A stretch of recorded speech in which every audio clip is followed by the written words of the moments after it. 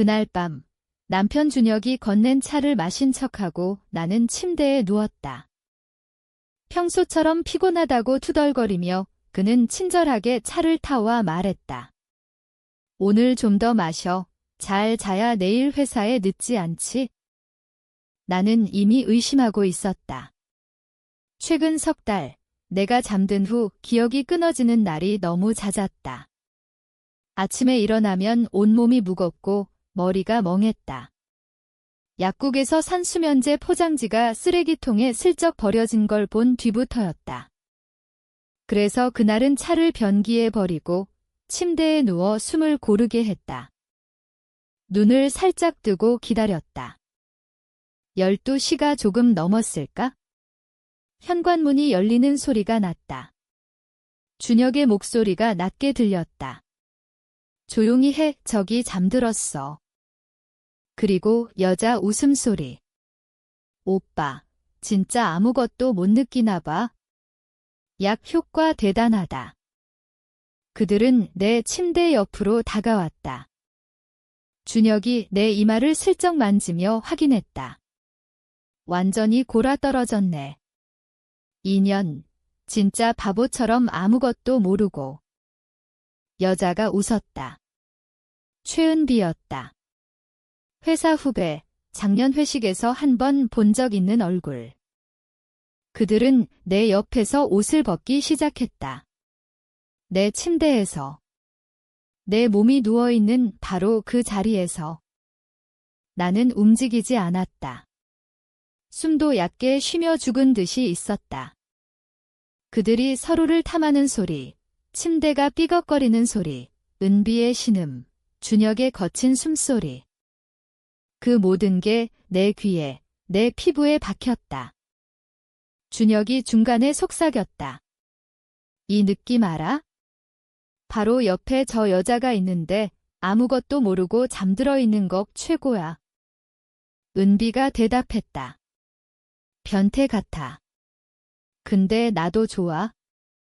나는 그 순간 죽고 싶었다. 동시에 죽이고 싶었다. 하지만 움직이지 않았다. 그날 밤은 그냥 견뎠다. 그들이 끝나고 샤워하고 은비가 나가고 준혁이 내 옆에 누워 코를 골 때까지. 아침이 되자 준혁은 평소처럼 출근 준비를 했다. 나에게 뽀뽀를 하며 말했다. 잘 잤어. 얼굴이 좋아 보이네. 나는 미소 지었다. 응, 덕분에.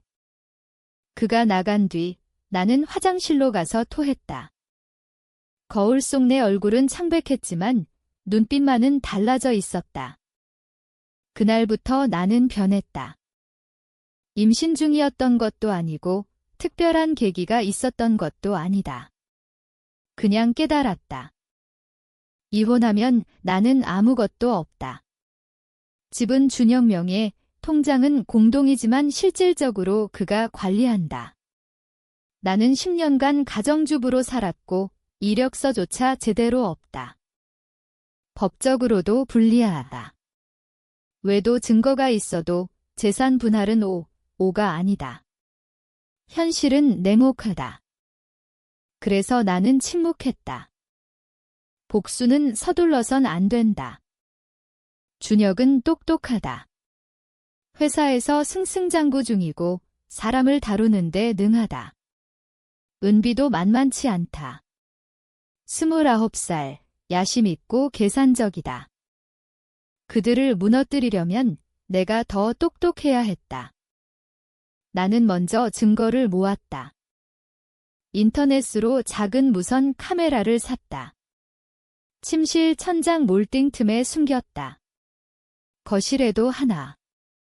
그리고 기다렸다. 그들은 일주일에 2번 정도 왔다. 약은 계속 넣었다. 나는 계속 버리고 잠든 척했다. 카메라는 모든 걸 녹화했다. 증거가 쌓일수록 나는 더 차가워졌다. 처음엔 밤마다 울었다. 베개를 적시며 소리 없이. 준혁이 옆에서 자는데 그의 목을 조르고 싶은 충동이 여러 번 밀려왔다. 하지만 참았다. 감정은 방해가 된다. 나는 과거를 되새겼다. 우리는 대학 선후배로 만났다. 준혁은 늘 자신감 넘쳤고 나는 그걸 매력이라 착각했다. 결혼 후 그는 회사에서 빠르게 승진했다. 나는 아이를 낳고 직장을 그만뒀다. 민서, 우리 아들. 이제 8살. 준혁은 처음엔 좋은 아빠였다. 하지만 승진할수록 집에 늦게 들어왔고 나를 집에서 편하게 사는 여자로 취급했다. 통장은 그가 관리했고 내 카드 한도는 제한돼 있었다. 너 돈 쓰는 거 보면 불안해서 라는 말과 함께 나는 그걸 사랑이라 믿었다. 남자들이 다 그런 거라 생각했다. 친구들도 비슷하게 산다. 강남 아줌마들 모임에서 불평해봤자 참아. 이혼하면 더 힘들어가 답이다. 하지만 이제 알았다. 그건 사랑이 아니었다. 통제였다. 카메라가 찍은 영상은 총 8번. 그들은 점점 대담해졌다. 한 번은 내가 옆에 누워있는데 준혁이 은비를 내 위에 올렸다. 이 여자 몸이 어때? 나이는 들었지만 아직 쓰잖아. 준혁의 말에 은비가 웃었다. 나는 그 영상을 볼 때마다 속이 메스꺼웠지만 반복해서 봤다. 분노를 연료로 삼았다. 나는 은비에 대해 알아봤다. 링크드인, 인스타, 회사 홈페이지. 부모님은 지방 공무원, 본인은 서울대 나와 대기업 기획팀. 야심이 크다. 준혁과는 프로젝트로 가까워졌다고 한다. 준혁이 그녀를 후원하고 있다. 나는 계획을 세웠다. 첫째, 직접 대면하지 않는다. 감정적으로 흔들릴 수 있다. 둘째, 법을 이용한다. 한국에서 외도 증거는 위자료에 유리하다. 셋째, 준혁의 약점을 찌른다. 그는 회사에서 이미지 관리가 생명이다. 가장 먼저 한 일은 내 통장을 분리하는 것. 준혁 모르게 새 계좌를 만들고 그동안 모아둔 용돈을 옮겼다. 그리고 변호사를 찾았다. 이혼 전문, 여성 의뢰인 많은 곳 상담은 3번 받았다. 증거가 확실하면 위자료와 재산 분할, 양육권 모두 유리합니다. 변호사의 말에 나는 고개를 끄덕였다. 하지만 아직 때가 아니었다. 준혁은 너무 강했다. 이혼 소송 걸면 그는 변호사 좋은 곳 쓰고 나를 정신불안정으로 몰아갈 수도 있다. 수면제는 증거가 약하다. 더 큰 타격이 필요했다. 나는 은비에게 접근하기로 했다. 익명 계정으로 인스타 DM을 보냈다. 이준혁 부인입니다. 당신이 내 남편과 뭔 짓 하는지 알고 있어요. 첨부 파일은 없다. 그냥 글만. 은비는 바로 차단했다. 예상대로. 다음 날 준혁이 집에 와서 나를 유심히 봤다. 요즘 이상한 메시지 받은 적 없어? 나는 고개를 저었다. 무슨 메시지? 그는 안심한 듯 했다. 나는 2번째 메시지를 보냈다. 다른 계정으로. 이번엔 영상 캡처 한 장, 얼굴은 모자이크. 하지만 침대 시트는 우리 집 패턴이 분명했다. 이걸 회사에 보내도 될까요? 은비는 이번엔 답장했다. 누구세요? 장난치지 마세요. 나는 답하지 않았다. 그날 밤 그들은 오지 않았다. 준혁이 늦게 들어와서 나를 깨웠다. 수진아, 나 좀 믿어줘. 나는 졸린 척하며 물었다. 무슨 일이야? 그는 아무 말도 하지 않았다. 나는 알았다. 흔들리고 있다. 시간이 지나면서 나는 더 침착해졌다. 아침에 민서를 학교에 보내놓고 집에서 영상을 편집했다. 얼굴 모자이크, 음성 변조. 법적으로 제출할 원본은 따로 보관. 준혁은 점점 예민해졌다. 집에 늦게 들어오고 핸드폰을 화장실까지 들고 다닌다. 나에게는 더 잘했다. 꽃을 사오고 주말에 외식하자고 한다. 요즘 내가 소홀했지? 미안해. 나는 미소 지었다. 괜찮아. 은비는 회사에 사표를 냈다고 들었다. 준혁이 친구에게 술 마시며 흘린 말, 내가 도청 앱으로 들었다. 그의 차에 몰래 설치했다. 나는 세 번째 단계를 시작했다. 준혁 회사 감사팀 메일로 익명 제보. 기획팀 이준혁 과장과 전 직원 최은비 씨의 부적절한 관계 의혹. 증거 첨부. 첨부한 건 가벼운 것들만. 호텔 출입 사진 내가 직접 찍은 건 아니고 인터넷에서 비슷한 걸 합성, 캡처 몇 장. 회사 반응은 빨랐다. 준혁이 갑자기 재택근무를 시작했다. 집에서 전화가 울려대고 그는 짜증을 냈다. 터무니없는 소문이야. 누가 그런 짓을 해. 나는 걱정스러운 척했다. 회사에서 조사한다니 어떻게 해? 그는 나를 안았다. 너만 믿어줘. 나는 그의 등을 토닥였다. 손에 힘이 들어갔다가 풀렸다. 조사는 한 달 넘게 이어졌다. 준혁은 승진이 취소됐고 팀장 자리도 날아갔다. 그는 술을 더 마셨다.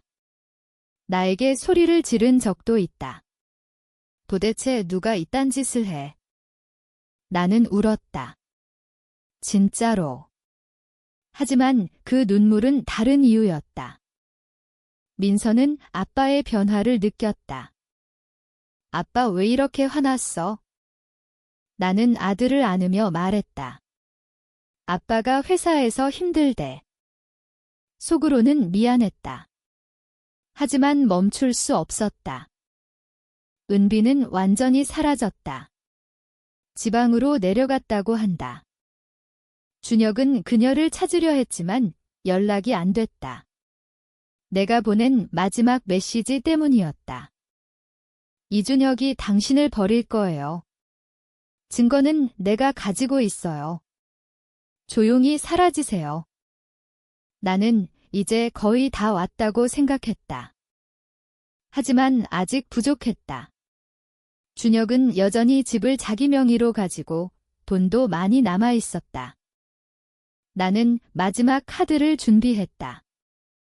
변호사에게 모든 증거를 넘겼다. 이혼 소송 준비. 소송장은 준혁에게 전달된 날, 그는 집에 와서 나를 벽으로 밀쳤다. 너였어. 다 너였어. 나는 처음으로 그의 눈을 똑바로 바라봤다. 뭘 말이야? 그는 증거 사진을 테이블에 던졌다. 우리 침대에서 찍힌 것들. 이게 어떻게 변호사 손에 들어갔어? 나는 대답하지 않았다. 그는 무릎 꿇었다. 수진아, 미안해. 정말 미안해. 은비는 그냥 실수였어. 내가 잘못했어. 민서 생각해서라도 다시 시작하자. 나는 그를 내려다봤다. 10년 동안 처음으로 내가 위에 있었다. 나는 말했다. 늦었어. 재판은 길었다. 준혁 측 변호사는 나를 정신불안정으로 몰아갔다. 수면제는 내가 스스로 먹은 거라 주장했다. 하지만 영상이 있었다. 음성이 있었다. 약만 넣으면 골아떨어져 라는 준혁의 목소리. 배심원 없는 한국 가사소송이지만 판사는 증거를 무시할 수 없었다. 준혁은 모든 걸 잃었다. 재산 분할 6, 4, 위자료 2억, 양육권은 나, 집은 경매로 넘어갔다. 회사는 해고. 외도와 회사 내 부적절 관계로 징계. 그는 마지막 재판날 나에게 말했다. 너 이렇게까지 할 여자였어? 나는 대답했다. 너 때문에 됐어. 민서는 나와 함께 새 아파트로 이사했다. 작지만 내 명의. 아들은 아빠를 가끔 그리워했다. 아빠는 언제 와? 나는 말했다. 아빠는 이제 멀리 살아. 준혁은 지방으로 내려갔다. 술을 마시고 빚을 졌다고 들었다. 가끔 연락이 왔다. 수진아, 한 번만 만나자. 나는 차단했다. 복수가 끝난 뒤 나는 예상치 못한 공허를 만났다. 돈은 생겼지만 잠은 오지 않았다. 밤마다 그날의 소리가 들렸다. 침대 삐걱거리는 소리, 은비의 웃음. 그리고 내 침묵. 민서가 물었다. 엄마, 왜 요즘 무서워 보여? 나는 미소 지었다. 하지만 거울 속 내 눈은 차가웠다. 나는 변호사에게 물은 적 있다. 이게 정의인가요? 변호사는 웃었다. 정의는 없어요. 결과만 있죠? 준혁의 소식을 마지막으로 들은 건 그가 병원에 입원했다는 거였다. 알코올 중독. 나는 가지 않았다. 은비는 결혼했다. 평범한 남자와 인스타에 행복한 사진을 올린다. 나는 가끔 본다. 그리고 지운다. 나는 다시 일을 시작했다. 작은 출판사 편집. 동료들은 나를 조용하고 능률적인 사람이라 한다. 그들은 모른다. 내가 얼마나 조용히 사람을 무너뜨릴 수 있는지. 이제 모든 게 끝났다. 준혁은 아무것도 남지 않았다. 집, 직장, 가족. 나는 모든 걸 가졌다. 민서, 돈, 자유. 하지만 밤에 창밖 서울 야경을 보며 생각한다. 그날 밤 잠든 척하지 않고 소리 질렀다면 어땠을까? 이혼하고 빈손으로 나와 다시 시작했을지도. 그랬다면 나는 아직 나였을 텐데. 복수는 달콤했다. 하지만 그 맛이 사라진 후 남은 건 나 자신에 대한 혐오뿐이다. 나는 아직 여기 있다. 그리고 그게 가장 무서운 벌이다.